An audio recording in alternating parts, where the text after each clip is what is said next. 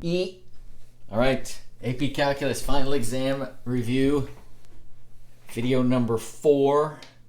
This one we're going to do the vertical and horizontal asymptotes and the curve sketching. So this section right here.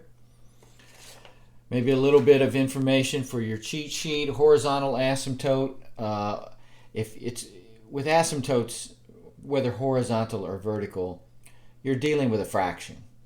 So if the highest power on top is on top in that fraction, there's no horizontal asymptote. If the highest power is on bottom, you have a horizontal asymptote at y equals 0. And if the highest power is a tie, then you use the coefficients. With vertical asymptotes, we're just trying to figure out where's the denominator equal to 0. However, if you can factor and cancel the section of the denominator that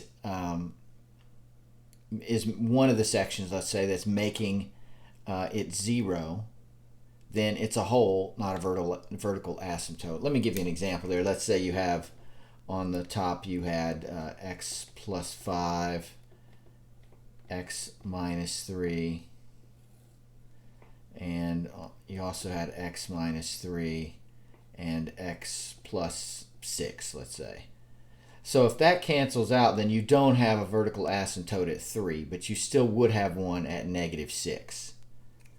All right, so just be careful and make sure that it doesn't factor and cancel before you call it a vertical asymptote.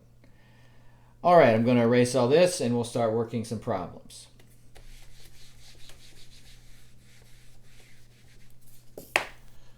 So we are on page 193 if you want to open your book there. We're going to take the limit as x approaches infinity. And our goal here is to find any horizontal asymptotes. Okay, so we'd have 5x cubed plus 1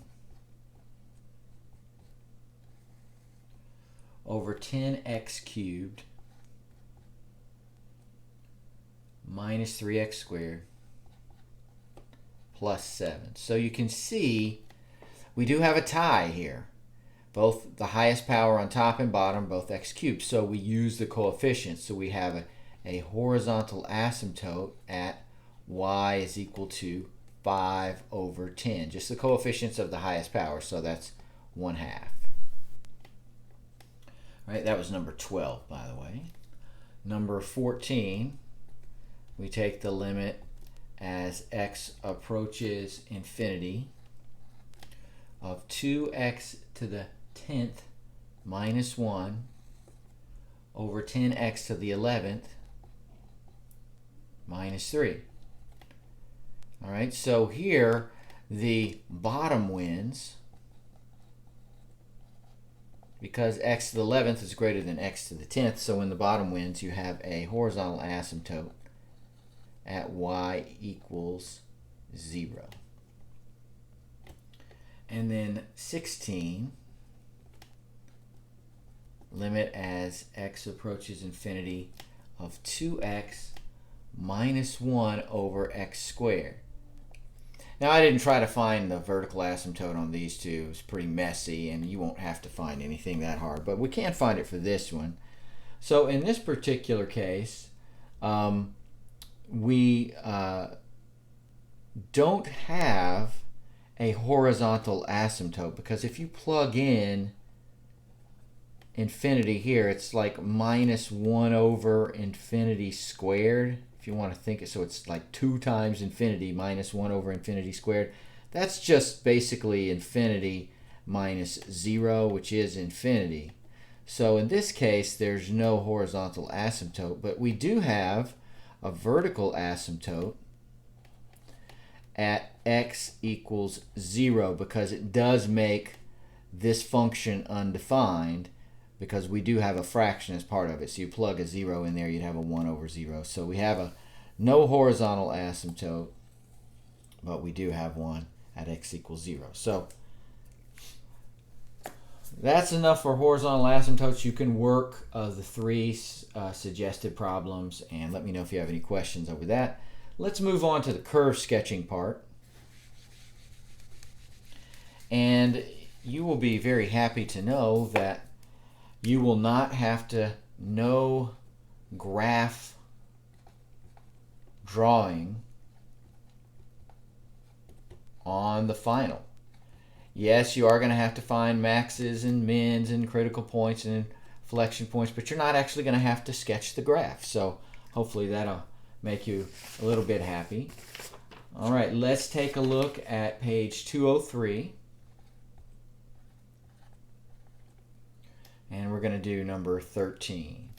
So we have y is equal to 3x to the fourth plus 4x cubed. Okay, so we want to take the derivative, and that's going to be 12x cubed plus 12x squared. We want to set that equal to 0 to find the critical points. So let's factor out a 12x squared. What's left would be x plus 1. So we have critical points at x equals 0, right? You plug a 0 in, you get a 0, and negative 1. So I'm going to draw our sign line right here. We want to put negative 1 first, then 0. To the left of negative 1, I'm going to pick negative 2. That would be positive times a negative, so it would be negative. In between negative 1 and 0, I'm going to pick negative 1/2, so that would be positive times a positive, so that's positive. And to the right of 0, let's plug in 1, and it's going to be positive. Okay, so we are decreasing to there, and then increasing, and also increasing. So we do have a minimum, but no max. Okay, so we also have, because it's not a fraction, we'll write down everything we need to know. We have no ha, no vertical asymptote. We have no max. Right? We have a min at the point negative 1. Plug negative 1 back into the original equation. All right? Negative 1 times 3 plus negative 4, and that's going to be negative 1. We are increasing from negative 1 to 0, and also from 0 to infinity. We are decreasing from negative infinity to negative 1. So we've piled up a lot of points here. We also did have critical point. You don't have to get the y value on the critical points, but it's at 0 and negative 1. Let's take the second derivative. So I'm going to take the derivative here. 3 times 12, 36 x squared plus 24x. We'll set that equal to 0. We could factor out a 12x, and what's left is 3x plus 2. Okay, so we have inflection points at x equals 0 and negative 2/3. Okay, plug in negative 2/3, and then this parenthesis would be 0. So I'm going to do our concavity sign line right next to the derivative, next to the factored version of the derivative, because that's a little easier to figure out. All right, I'm going to pick to the left of negative 2/3, I'm going to pick negative 1. So that's negative times a negative. That's positive. That means we are concave up. All right, how about negative 1/2? That would be in between those two. So negative times positive, that's negative. So that is concave down. And then if it's positive, if it's above 0, it's going to be positive, and that would be concave up. So we have inflection points at 0, and then plug 0 back into the original, okay, not into the derivative or second derivative, and then negative 2/3, and I would put that in your calculator, put negative 2/3 in to the fourth and all that, and you'll end up with negative 16/27, so a little nasty. All right, we're concave down from negative 2/3 to 0, and concave up from negative infinity to negative 2/3,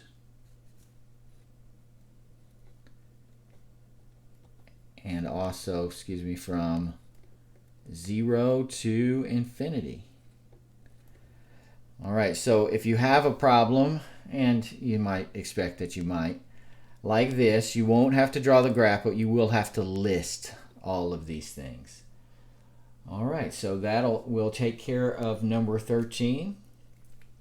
Pause the video if you need to, and we will move on to the next one.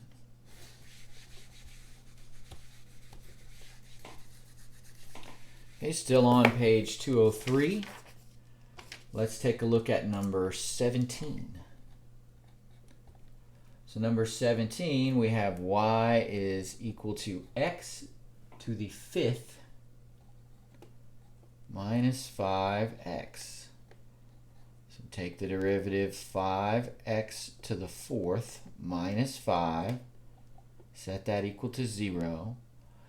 All right, and we would have critical points at x equal plus or minus 1, because positive 1 would make it 5 minus 5. Negative 1 to the 4th is positive, so it would be plus or minus 1.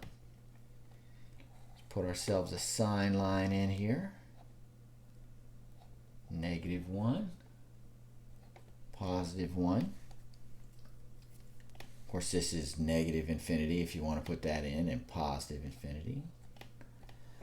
All right, let's go with negative 2, so that would be positive if you plug a negative 2 in. How about 0? That's going to be negative. I love it when we get to plug in 0. And then greater than 1 would be positive. So we have increasing, decreasing, increasing. So we do have a max this time, and we do have a min. So there's a lot that we can write down. Now it's not a fraction, so there's no ha, no va. We have a max at the point negative 1. Plug negative 1 back into the original here, and you will end up getting 4 when you plug that in. We have a min at 1, and that's going to be 1 minus 5, so negative 4. Make sure you don't plug it back into the derivative. It's got to go into the original equation. We are increasing from negative infinity to negative 1, and from 1 to infinity. And we're decreasing from negative 1 to 1. And I go ahead and write the critical point down over here at plus or minus 1. All right, nice. Let's do the second derivative. It's 20x cubed. So set that equal to 0. And our inflection point is at x equals 0. So 0, and if we plug it 0 into the original, 0.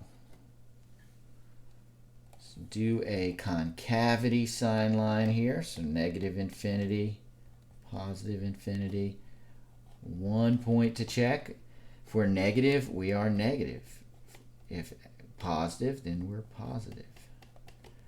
So concave down, concave up. From negative infinity to 0. Concave up from 0 to infinity. All right, and since we do not have to sketch this, we are done.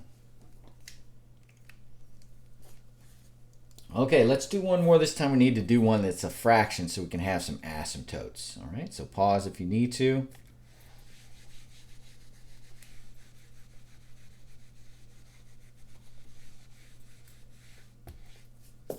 And let's do number 34.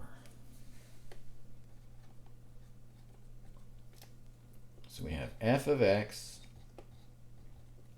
is equal to x plus 2 over x. All right, f prime of x. First of all, let's do the ha and the ba. So we do have a ha because it is a tie, right? Coefficient 1, so at y equals 1, we have a vertical asymptote because 0 will make it undefined, so at x equals 0. So there you got a couple of points there.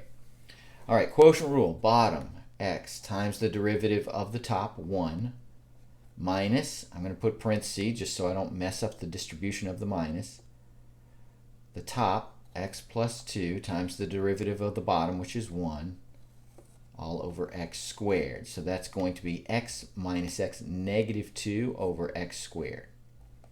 I'm going to rewrite this to make it a little easier. Well, no, I'll rewrite it in a little bit. We won't rewrite it right now. Let's make a sign line. No, I need to set it equal to 0. Let's do it down here. Give myself some room. Negative 2 over x squared is equal to 0. All right, so we'll make a sign line. Now, it's never going to be 0, is it? But we do have a critical point where it's undefined. So I'm going to put a u there. And it's because there's an asymptote, right? In fact, instead of a u, let's put va. We have a vertical asymptote there. So we know we have a critical point at x equals 0, but you can't get a y value there. To the left, let's put a negative 1. It would be negative over positive, which is negative. And to the right, negative over positive, which is negative. So this guy is always decreasing. No max. No min. We're decreasing from negative infinity to zilch, and also from zilch to positive infinity. We can't put negative infinity to infinity because we have an asymptote here that blocks the function. So there's one point at 0 where it's doing neither. We're never increasing.